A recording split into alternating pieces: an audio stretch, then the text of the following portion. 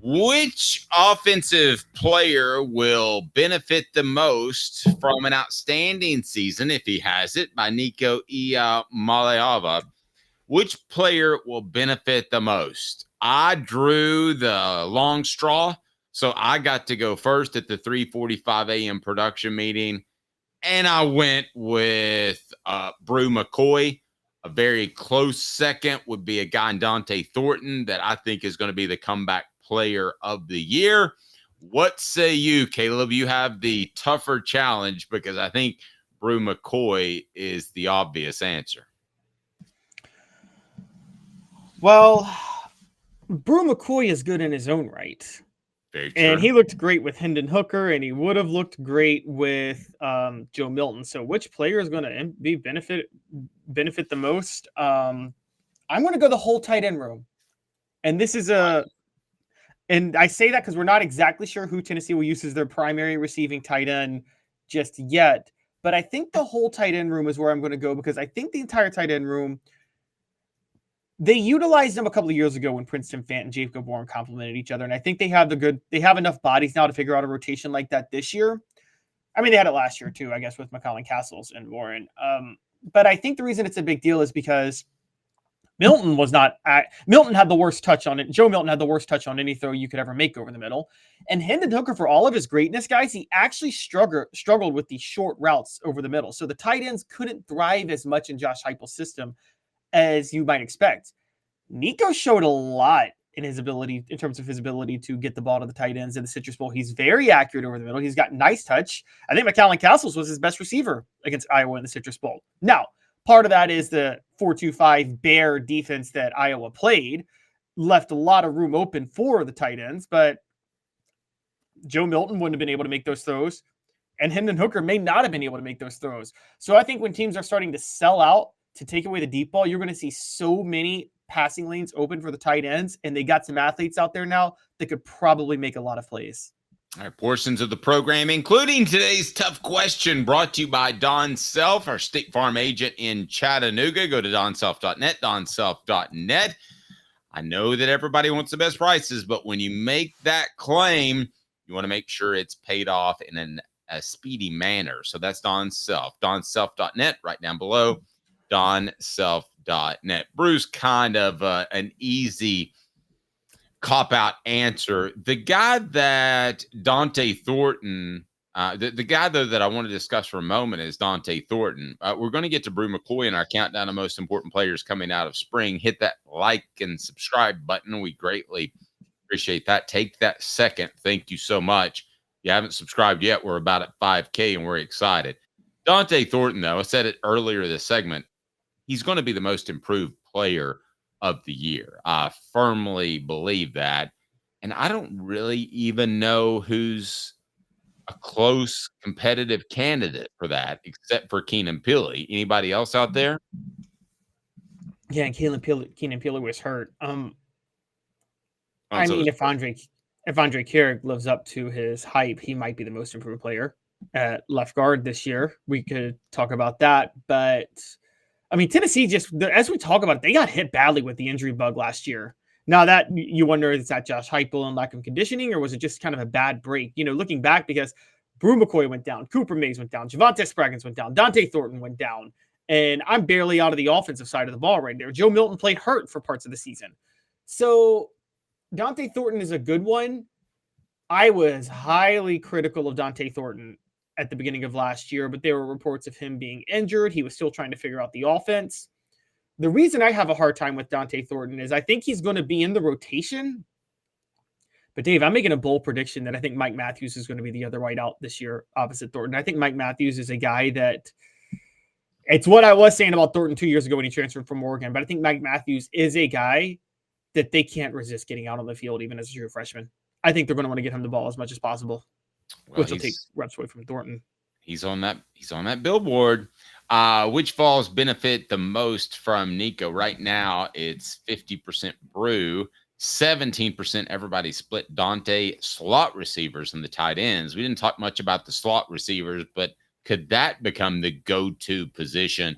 In other words, I think Brew McCoy being a one receiver that dictates coverage can open up a lot in the slot. So McCoy, didn't mean for that to rhyme. McCoy may not be the leading receiver, but he could be the most impactful receiver if Squirrel White has Jalen Hyatt type of season. Yeah, the reason I didn't name Squirrel White is I think Squirrel White, again, is a guy who's not going to be made to look better. He's just going to be made to look as good as he actually is.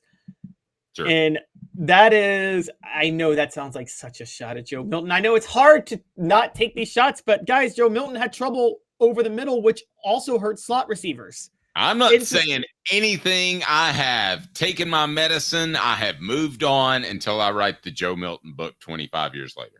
There are many other issues that Joe Milton was facing last year that were not his fault. I talked about the injury bug. That's not his fault. He got dealt with a rash of injuries, he was not playing with the same hand Hendon Hooker got to play with in 2022, or the same hand Nico Iamaleava was going to be able to play with in 2024. But he's also not as good as those two quarterbacks. Okay. So the problem he threw way too heavy of a ball over the middle. And Squirrel White as a slot guy, who's a little guy, by the way, you're asking this little guy to be able to make back shoulder catches, running quick slant routes that are thrown a little off at 100 miles an hour. By the way, Squirrel White's running really, really, really fast too, because he is very fast.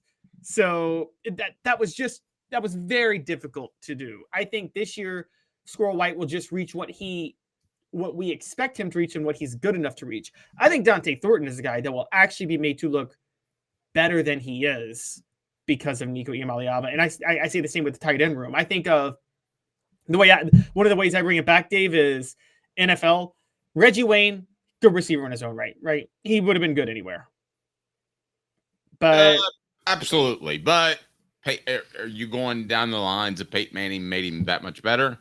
Peyton Manning made him that much better, but then there were other players on that team that would have just been role players or solid players their whole career who Peyton Manning turned into all-stars. Marvin Harrison's that. Clark. I think Peyton Manning made Marvin Harrison and Dallas Clark. But I actually think Reggie Wayne was good in his own right. Yeah, I think, okay, so we're on the same page. I thought that Reggie Wayne was a really good receiver. Speaking of receivers, we count down the most impactful balls as you head into summer workouts. But first, one more note I want to make on this topic. That is, if Nico comes in and he's got a fantastic, accurate arm and he's making plays at a high level, it helps the running backs out as well.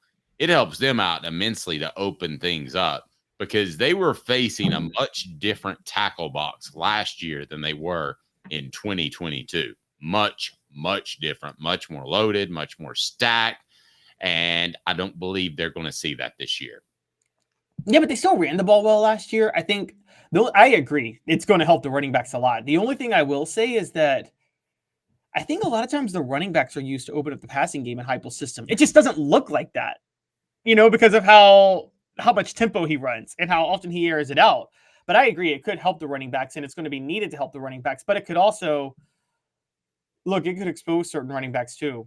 Dylan Sampson. Because if you're really, really good and you open it up, your running backs, if they can't pass pro, that's going to show. What are the chances that we've seen about half of this offense? We haven't seen a whole lot of screens. We haven't seen a whole lot of draws. We haven't seen many trick plays, really. I wonder, there's a part of me, and I've seen an offense that I think is fantastic, so I'm not knocking it, but I wonder if there's about 40 to 50% of the playbook left, because you think about it. Yes, you had Hendon Hooker for a second year coming in as a starter, and now you have Nico, but that's still a limited time working together. I don't know if it's Nico's 2025 year or 2024, but I think as Josh Heupel gets more comfortable with Nico, he'll run more things. And I just wonder how much is in that playbook of his or how much can be developed over time that we haven't seen yet. That's why I think Nico is so exciting.